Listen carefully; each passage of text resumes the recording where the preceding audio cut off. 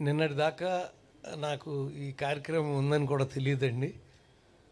మా బావగారు చిరంజీవి గారు నిన్న ఫోన్ చేసి తెలిసి ఇమ్మీడియట్గా మీరు రావాలండి. అయ్యో మీరు అన్నాక తప్పనిసరిగా వస్తారండి. నాకు ఈ ప్రపంచంలో నేను దైవంగా ఆరాధించే వ్యక్తి మహానటి సావిత్రి గారు. ఆవిడ ఫంక్షన్కి మీరు రమ్మని నన్ను పిలవటం నా అదృష్టంగా భావిస్తాను అని చిరంజీవి గారికి చెప్పారండి. అది వన్ అండ్ ఓన్లీ కొద్దిమందే ఉంటారండి ప్రపంచంలో. అతి చిన్న వయసులో పెద్దవాళ్ళ మాట వినకుండానే ఇండస్ట్రీకి వచ్చిన సాహసం, కనీసం తల్లి ముందు ఒప్పుకోలేదు, తర్వాత ఒప్పుకున్నారని చెప్పారు. అంటే ఆవిడ నమ్మకం. 1950లో ఆవిడ 35లో పుట్టి 50లో సినిమాలు ఉన్నారంటే 15 ఏళ్ళ చిన్నపిల్లలు మనకు ఎవరు కనపట్లే అసలు అక్కడ ఎదురుగా. 15 ఏళ్ల వయసులో వచ్చి ఎటువంటి వేషాలు వారు వేశారు అంటే తనని తను నమ్ముకోవటం అనేటువంటి ఒక గొప్ప గుణం. అది వన్ అండ్ ఓన్లీ. నన్ను నేను నమ్ముకుంటాను అని. ఎవరైనా సరే ఈ ఇండస్ట్రీకి వచ్చేవాళ్ళు మిమ్మల్ని మీరు ముందు నమ్ముకుంటే రావాలి అని నేను అప్పుడప్పుడు చెప్తూ ఉంటాను పరుచూరు పలుకుల్లో. దానికి పెద్ద ఉదాహరణ ఆవిడ నమ్ముకుని వచ్చారండి. రావటమే కాదు, మొట్టమొదట ఆ చిన్న డ్యాన్స్ వేషం వేసినప్పుడు నేను తలుచుకున్న ఆవిడ్ని. బాధపడి ఉంటారా ఈవిడ, అందులో చిన్న నాట్యం మాత్రం చేయించి పంపించేస్తున్నారు ఈవిడని. నాకు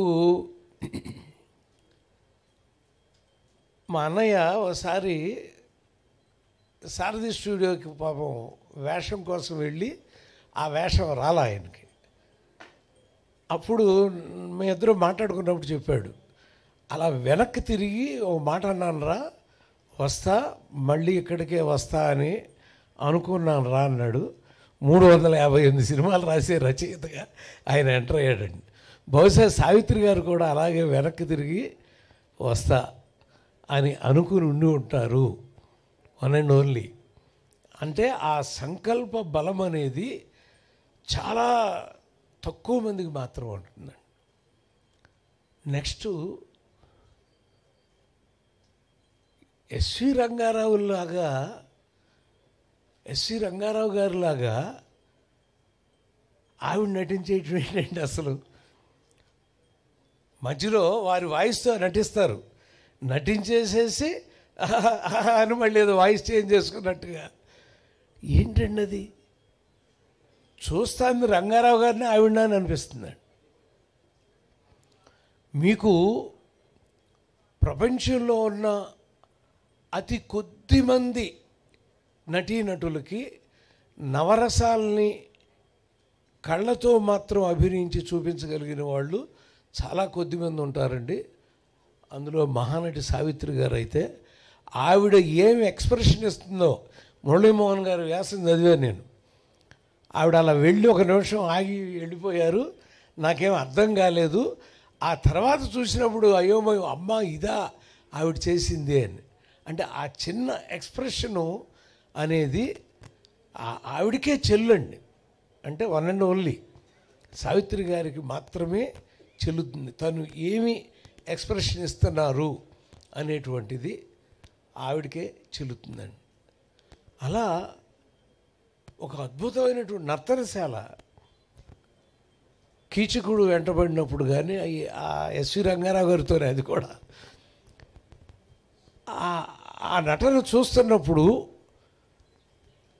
ఆ కీచకుడు ఒక్కసారి మీకు ఎవరికైనా దొరికితే చూడండి, కీచకుడిని చంపేసిన తర్వాత ఆవిడ ఒక చూపు చూస్తుందండి.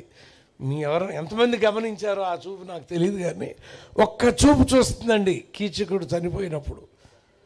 ఆ చూపుకి ఎన్ని కోట్లు ఇచ్చినా సరే ఆవిడ నటనకి ఇంకా తక్కువే అనిపిస్తుందండి. ఇందుకోసం అంటారా వెధవా ఇంత పని చేసుకున్నావు అన్న ఎక్స్ప్రెషన్ ఇస్తుందండి ఆవిడ కళ్ళతో. అది ఒక మహానటికే చెల్లుతుంది అనిపిస్తుందండి. అయితే నా జ్ఞాపకాల్లో భాగంగా కృష్ణారావు స్ట్రీట్లో మేము ఉండేవాళ్ళం అండి. కన్నమ్మ గారి ఇంట్లో నేను ఉండేవాడిని అండి. ముందు నూతన ప్రసాద్ ఇంట్లో ఉండేవాడిని. ఆ ఎదురుగా ఉన్నది కన్నమ్మ గారి ఇల్లు. అక్కడి నుంచి 1, 2, 3, 4 ఇల్లు అది పిఏపి వాళ్ళు వచ్చేవారు తర్వాత.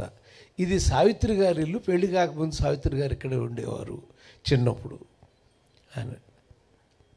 నేను ఆ కొత్తలాట వెళ్ళి ఆ కాసేపు అలా చూస్తూ ఉండేవాడిని. సావిత్రి గారిని చూడటానికి ఎలా కుదరలేదు, కనీసం ఆవిడ ఉండేళ్ళిన. ఆ తర్వాత పిఏపి ఆఫీస్ వచ్చి ఎన్నిసార్లు ఆ గుమ్మం దాటి వెళతా, ఓహో ఇలా ఇచ్చావమ్మా యోగం మాకు, ఇందులోకి నీ ఇంట్లోకి ఎంటర్ అయ్యేటువంటి యోగం అని అనుకునేవాడిని. అలా ఆవిడ ఉన్న ఇల్లు చూడటం, ఇప్పుడు వారున్న ఇల్లునే అందరూ చూస్తున్నాం మనం, ఇన్స్టాగ్రామ్లో వాటిలో కనపడుతున్నాయమ్మా, మీరు పెట్టినవి అన్నీ కూడా మాకు కనపడుతున్నాయి, అవన్నీ తెలుస్తున్నాయి. అప్పుడు తెలియదు కదా, అదొక ఆశ, వెళ్ళాలి చూడాలి అని. అయితే నేను ఇండస్ట్రీకి వచ్చినప్పుడు పిసి రెడ్డి గారిని బతిమాలా, సార్ నా జీవితంలో ఒక్కసారి ఆవిడ్ని కలవాలి అని నా కోరికండి, అది కావాలంటే నేను వారి ఇంటికి వెళ్ళైనా చూసి వస్తాను అని. సారీ గోపాలకృష్ణ, వారు హాస్పిటల్లో ఉన్నారు అని చెప్పారు. ఆ 16 నెలలప్పుడు అడిగాను నేను.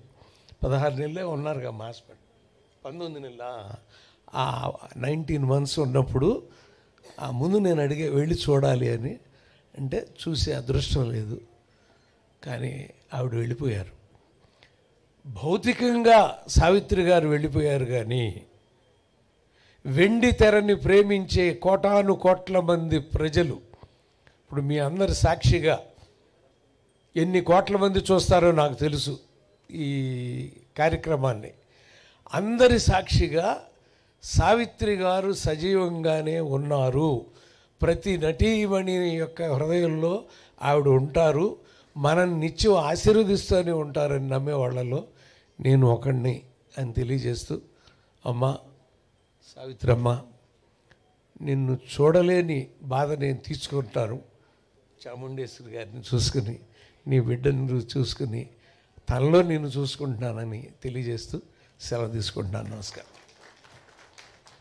థ్యాంక్స్ అండి. అలాగే అల్లు అరవింద్ గారిని వేదిక